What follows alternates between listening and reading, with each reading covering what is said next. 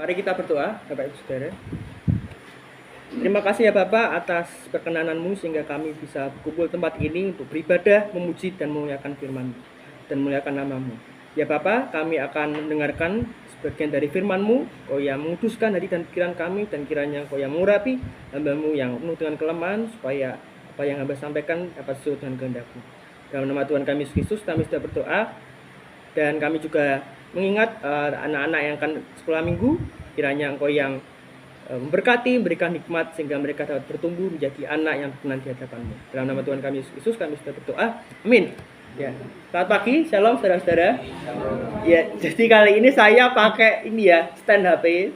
Jadi untuk dokumentasi saudara-saudara ya. Jadi kalau ada yang diperlukan seperti itu.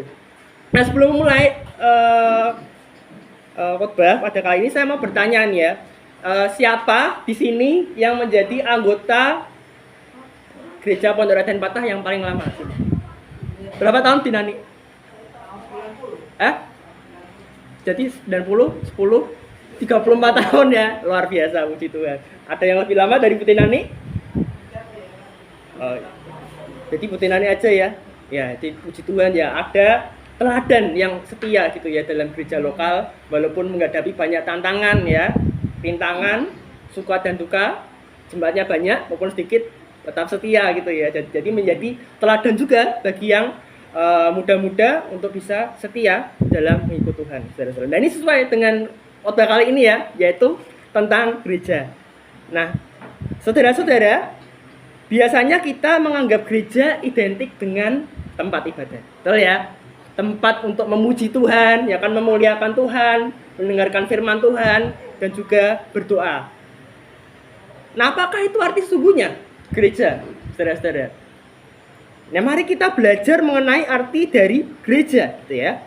Nah, istilah gereja dari bahasa Yunani-nya itu berarti eklesia, ya kan? Eklesia artinya adalah mereka yang dipanggil dari kegelapan menuju terang.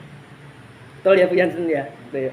Nah, pendapat lain mengatakan dari Donald Guthrie mengatakan bahwa gereja adalah sekelompok orang yang menjadi milik Kristus yang diwakili oleh murid-muridnya.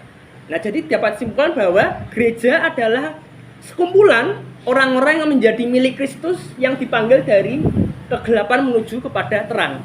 Jadi intinya gereja adalah persekutuan orang-orang percaya. Nah, jadi gereja pada dasarnya itu tidak berbicara soal tempat ibadah, tapi berbicara mengenai persekutuan orang-orang percaya. Itu ya. Jadi gereja bukan soal tempat ibadah secara fisik, tapi adalah persekutuan orang-orang percaya secara rohani. Nah, gereja ini memiliki tugas yang khusus dan juga istimewa di dunia ini, karena gereja adalah sebagai perwakilan Kristus bagi dunia ini, representasi dari Kristus ini, sehingga orang-orang dapat mengenal Kristus, orang-orang dapat mengikuti Kristus melalui gereja. Kalau bukan kita, siapa lagi? Itu ya. Jadi melalui kita, kehadiran kita, orang-orang dapat mengenal Kristus ini. Nah, lalu apa tugas gereja bagi dunia ini? Ya. Lalu apakah tugas gereja bagi dunia ini, saudara-saudara ya? Nah, kita mau melihat di teladan kehidupan jemaat yang pertama. Ya, di Kisah Para Rasul 2 ayat 41 sampai 47. Mari kita membuka kembali Kisah Para Rasul 2 ayat 41 sampai 47. Di Alkitab ya, atau di Alkitab versi cetaknya. Ya. Nah, jadi tugas gereja yang pertama itu adalah bersekutu. Dalam bahasa Yunani-nya berarti koinonia. Ya. Kita bisa melihat di ayat 42 ini ya, mereka bertekun dalam pengajaran rasul-rasul dan dalam persekutuan, dan mereka selalu berkumpul untuk memecahkan roti dan berdoa. Nah, sudah yang dilakukan oleh jemaat pertama ya juga dilakukan gereja sekarang ini dan juga gereja kita. Ya, kita memuji Tuhan, memuliakan Tuhan, mendengarkan firman Tuhan, ya, berdoa, dan juga perjamuan kasih juga. Habis ibadah makan bersama, gitu ya. Lauknya enak-enak juga, gitu ya. Ya, minggu ini ayam, gitu ya, ayam goreng. Minggu depannya lagi telur dadar. Minggu depannya lagi asem-asem. apalagi masakannya Bu Nani ya. Yang enak gitu ya. Apalagi ya nah, apalagi kalau B2 gitu ya. Itu nggak semua gereja melakukannya seperti itu ya saudara-saudara. Ada gereja yang habis ibadah langsung pulang. Ya, tapi gereja kita ada ramah tamahnya, ada ya perjamuan kasihnya, ya. Habis mendapat berkat rohani, mendapatkan berkat jasmani, seperti itu ya. Amin ya. Ya enak gitu kan. Daripada ibadah langsung pulang, ya. Nah, tapi apakah gitu ya? Apakah gereja kita hanya sekumpulan ibadah aja? Apakah gereja kita hanya perkumpulan ibadah saja? Adakah arti lainnya, saudara-saudara ya? Nah, kita semua datang di sini dengan berbagai macam latar belakang. Perbedaan suku, ya kan? Kepribadian, kemudian juga perbedaan hobi juga. Bahkan warna kulit juga berbeda, saudara-saudara ya. Tapi walaupun di tengah keberbedaan itu, walaupun kita berbeda, tetapi kita tetap satu di dalam Kristus, gitu ya. Jadi arti lain dari bersekutu yaitu kita menjaga kesatuan di dalam tubuh Kristus, ya. Saya akan bacakan di 1 Korintus 26 ayat 27, saudara-saudara ya, tentang kesatuan tubuh Kristus.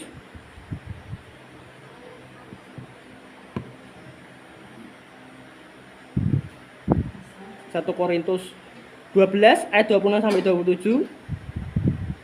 Karena itu jika satu anggota menderita, semua anggota turut menderita. Jika satu anggota dihormati, semua anggota turut bersukacita. Kamu semua adalah tubuh Kristus dan kamu masing-masing adalah anggotanya. Jika ada anggota gereja kita yang sakit, yang mengalami kesusahan, kesulitan, kesukaran, kita merasakannya, saudara-saudara. Misalnya kemarin Pak Pri sakit, ya kan, Pak Wahyu sakit. Kita juga merasakannya, merasa seolah-olah sakit juga, merasa menderita juga. Akhirnya kita menjungkuk sebagai bentuk kepedulian kita. Jadi kalau ada anggota tubuh yang sakit, kita juga merasakannya, karena itu adalah satu tubuh, dalam satu tubuh Kristus. Ya. Seperti saat kita terluka, gitu ya, tubuh kita terluka, kita juga merasakannya. Jadi jika ada satu anggota yang disakiti, satu anggota yang sakit, kita merasakannya. Karena itu kita dalam satu tubuh yang sama, tubuh Kristus. Nah, karena itu pentingnya bagi kita untuk menjaga kesatuan di dalam tubuh Kristus. Di dalam persekutuan juga harus kita saling menguatkan antara tubuh Kristus yang lainnya. Jika ada anggota yang lemah, ya, lemah iman, kita beri kekuatan, kita beri dukungan doa, ya. Jika ada anggota misalnya melakukan kesalahan, gitu ya, kita jangan menghakimi, kita beri nasihat, kita beri teguran dalam kasih. Jangan kita menghina, gitu ya, mengkritik, apalagi menggosip, gitu ya. Itu yang marak terjadi, ya, menggosip. Akhirnya tidak gereja lagi, tidak melayani lagi, dan itu juga banyak terjadi. Nah, makanya kita harus saling menguatkan, itu ya, sebagai anggota tubuh Kristus, sehingga yang lemah dikuatkan, yang kuat semakin kuat. Amin, saudara-saudara ya. Dan di sisi lain, gereja sekarang juga mengalami pertumbuhan, mengalami kemajuan yang biasanya identik dengan butuh gereja. Sekarang kita bisa bersekutu lewat online. Ya, kita bisa ingat saat pandemi gitu ya. Ibadah di rumah loh, nggak ada yang ibadah langsung gitu ya. Karena itu sangat berbahaya, saudara-saudara. Nah, ibadah online juga sekarang masih terjadi, ya. Dan itu justru membuat Injil semakin luas diberitakan. Dan dengan ibadah online itu kita memanfaatkan kemajuan teknologi. Jadi sarana yang dipakai Tuhan. Ya, kita bisa ikut ibadah juga di gereja-gereja lain. Biasanya Joko gitu ya. Kalau setiap jam 8 ikut ibadahnya Devi gitu ya. Besar juga ya, Bu ya. Iya, kita manfaatkan. Jadi walaupun kita beribadah secara online, kita tetap bersekutu. Karena bukan soal tempatnya, tetapi adalah motivasi hati kita untuk memuji dan menyembah Tuhan, saudara. Nah, itu adalah tugas gereja yang pertama, yaitu apa, saudara? Yaitu bersekutu, ya, koinonia. Nah, yang kedua adalah bersaksi. Bersaksi dalam bahasa Yunani itu berarti marturia, ya. Nah, apa arti bersaksi, saudara-saudara? Artinya bersaksi adalah kita memberitakan Injil kepada jiwa-jiwa yang terhilang, memberitakan kabar baik bagi orang-orang yang tidak percaya. Nah, saya pikir ini adalah hal yang sangat penting, gitu ya. Karena kemajuan dari gereja, ya, kemajuan dari gereja tergantung seberapa jauh kita mau memberitakan Injil, saudara-saudara ya. karena ini sangat bergantung, ya, maka hal ini adalah sangat penting. Kita ingin melihat gereja kita bertumbuh, kita ingin melihat gereja bertambah, kita ingin melihat jiwa-jiwa yang selamatkan, beritakanlah Injil, saudara-saudara ya. Kita biasanya berdoakan, itu ya, yang sering saya dengar, doakan supaya kursi-kursi yang kosong dapat terisi, tahu ya. Nah, gimana kita kursi-kursi kosong terisi kalau kita diam saja, itu ya. Memang Tuhan dengan berdoa bisa Tuhan menggerakkan, tapi kita harus keluar juga, beritakan Injil, itu ya, beritakan Injil. Ya memang bersyukur gitu ya, ada jemaat-jemaat baru yang tambahkan, kan bersyukur ada keluarganya Pak Wahyu, Bu Yansen gitu ya, sebagai hasil dari jawaban doa. Tapi kita juga perlu beritakan Injil. Ya mungkin saat ini kursinya masih kosong ya. Berapa yang kosong saudara-saudara? Hitung. Yang ngisi malaikat gitu ya. Amin ya. Saat ini yang ngisi malaikat. Tapi di masa depan saya percaya ada jiwa-jiwa baru yang datang. Ada orang-orang percaya baru yang Tuhan tambahkan. Kalau kita juga mau bergerak untuk dapat memberitakan Injil, saudara bisa bawa gitu ya. Ayo diajak gereja, tetangganya, keluarganya, ya misal Bu Esther tahun lalu mengajak tetangganya ikut kebaktian Padang, itu adalah langkah yang bagus saudara-saudara ya. Bu Yansen mengajak anak-anaknya, Pak Wahyu mengajak keluarganya, mengajak, coba bayangkan satu jemaat mengajak gitu ya, bisa juga rame gitu ya. Karena ini urusan penting saudara-saudara ya, kita bisa mengajak jiwa, berarti kita memperoleh kesempatan untuk bisa menyelamatkan jiwa-jiwa itu. Dan itu bernilai kekal, dan pasti Tuhan akan mempertimbangkan hasil usaha kita. Nah itu kita, jika kita mau jemaat kita bertumbuh, gereja kita bertumbuh, kita harus memberitakan Injil. Lah gimana mas caranya mas beritakan Injil mas? Kita bisa cerita kebaikan Tuhan. Ya misalnya Pak Joko tadi ya, Joko menceritakan kebaikan Tuhan, kita bisa menceritakan pengalaman kita bersama dengan Tuhan. Dan juga kita bisa menceritakan juga tentang Yesus itu siapa. Yesus adalah Tuhan, Yesus adalah Allah, Juru Selamat kita. Dan tidak hanya dengan ucapan kita saja, tetapi kita juga bisa menunjukkannya melalui keteladanan hidup kita. Karena itu Billy Graham pernah berkata bahwa kita memberitakan Injil melalui mulut dan juga kehidupan kita, saudara-saudara. Jadi kehidupan kita itu adalah kesaksian yang kuat. Misalnya apa ya, Bu Esther murah senyum, ya kan, suka berbuat baik, suka mengampuni. Wah, saya mau ikut Bu Esther lah. Saya mau ikut ke gereja sama Bu Esther. Bu Esther, wah ini pian gitu. Murah senyum gitu, mengampuni. Jadi ikutnya Bu Esther, itu jadi kesaksian. Amin saudara-saudara. Iya. Jadi walaupun kita ngomong sampai berbusa-busa, kalau kita emosian, kita mengeluh, kita suka gosip, nggak ada orang yang mau. Saudara-saudara ya, saya pun juga berjuang. Saya pas mahasiswa ngajak teman saya ikut persekutuan. Senang sekali kalau ada orang ikut persekutuan, saudara-saudara. Senang rasanya ikut, ada orang, anak-anak muda ikut persekutuan. Apalagi senang juga kursi-kursi kosong bisa terisi. Ada jiwa-jiwa yang baru bisa tambah. Tuhan Maha Kuasa, saudara-saudara. Tuhan bisa mendatangkan jiwa dari berbagai macam. Tapi kita juga harus beritakan Injil, kita bisa. Ya, kita harus berjuang untuk dapat memberitakan kabar baik, dimulai dari diri kita sendiri. Dan juga jemaat pertama juga melakukannya, saudara-saudara ya. Kita bisa melihat di ayatnya yang itu ya, saudara-saudara ya, ke ayatnya yang kembali ke Kisah Para Rasul ya, ayat 47, sambil memuji Allah dan mereka disukai semua orang, dan tiap-tiap hari Tuhan menambah jumlah mereka dengan orang yang diselamatkan. Puji Tuhan saudara-saudara ya. Jadi kesaksian hidup jemaat ya kan, yang seperti Kristus itu membuat mereka disukai orang lain, sehingga orang-orang lain pun mengikuti Kristus melalui kehidupan mereka, dan Tuhan menambah jumlah mereka. Dan itu juga bisa terjadi dalam hidup kita, dalam gereja kita ya, dari keteladanan dan juga perkataan kita yang beritakan Kristus. Dan kemudian tugas gereja yang ketiga yaitu melayani. Dalam bahasa Yunani ini berarti diakonia, dari akar kata diakonos. Diakonos yang berarti pelayan. Ya, makanya kalau kita mengenal istilah diakon, artinya dari diakonos yang artinya pelayan. Tugas gereja yaitu untuk melayani, ya kan?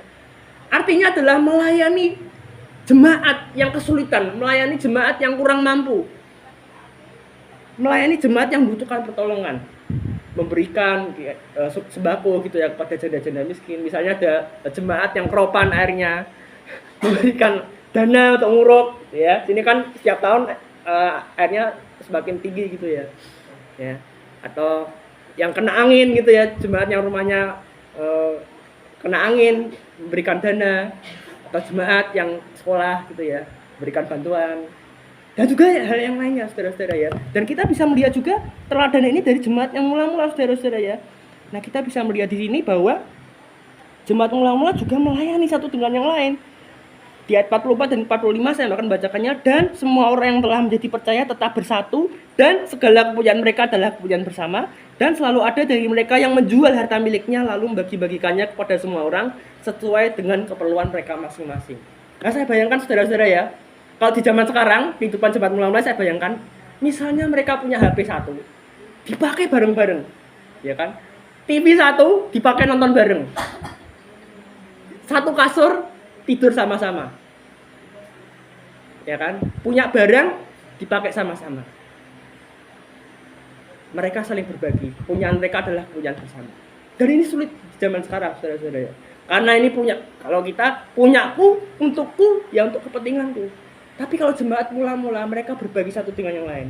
Barang yang ada adalah milik bersama. Dan itu luar biasa saudara-saudara ya. Jadi kita rela gitu ya, menyerahkan barang kita kepada orang lain. Sudahkah kita bisa melakukannya seperti itu saudara-saudara? Dan mereka juga membagi-bagikannya, menjual harta mereka, kemudian menggunakannya sesuai dengan keperluan mereka masing-masing. Nah, kita juga harus bisa nolong gitu ya, sama kita membutuhkan pertolongan. Barang kita nggak dipakai, kita bisa kasih. Ya kan, daripada nggak kepake. Baju-baju kita yang nggak kepake, kasih yang jemaat yang kurang mampu. Kita bisa melakukannya untuk contoh teladan dari jemaat Sapa Rasul ini, jemaat mula-mula ini. Dan tentu kita juga jangan membeda-bedakan orang yang harus kita layani. Ada satu kisah seorang pemuda dari India. Ia adalah seorang mahasiswa dan ia kebetulan membaca Injil. Jadi dia itu agamanya Hindu ya, kalau di India kan mayoritas Hindu. Kemudian dia membaca Injil gitu ya, membaca kitab Injil, dan kemudian ia takjub mendengar kebenaran Injil, bahwa ia akhirnya menemukan solusi dari sistem kasta di India. Jadi dia menginginkan keadilan bagi India, supaya nggak ada kasta-kasta lagi, karena di India kan ada kasta ya kan, Brahmana, Vaishya ya kan? Kemudian dengan semangat ia ke pendeta, tanya ke Pak Pendeta, bagaimana caranya menjadi seorang Kristen? Nah, dengan mengejutkan, pendeta ini menolak pemuda ini karena perbedaan kasta. Dan akhirnya pemuda ini tidak ke gereja lagi. Saudara tahu siapa pemuda itu? Dia adalah Mahatma Gandhi, saudara-saudara. Dan terbukti, Mahatma Gandhi walaupun tidak percaya Yesus, dia menerapkan pengajaran Yesus.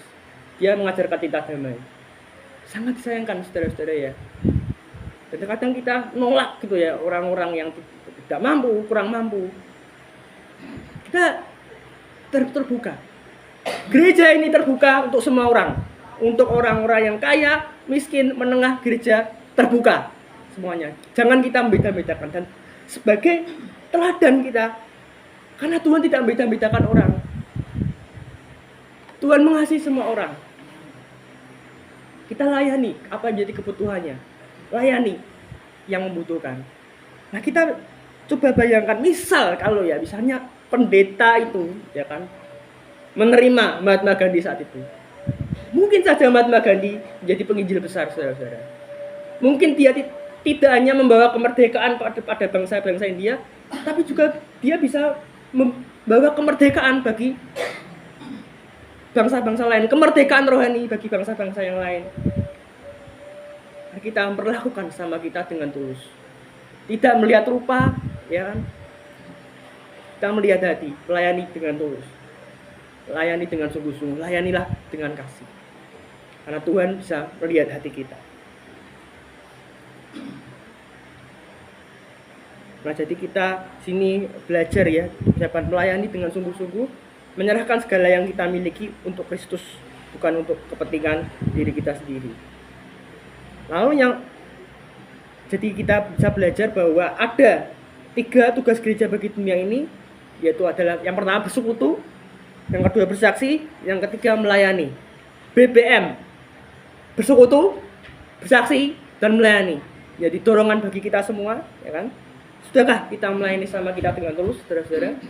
Ataukah kita masih pilih-pilih? Oh, yang miskin ini, yang miskin aku nggak mau, yang kaya aku layani. Yang layani dengan sungguh-sungguh. Sudahkah kita memberitakan Injil pada sama kita?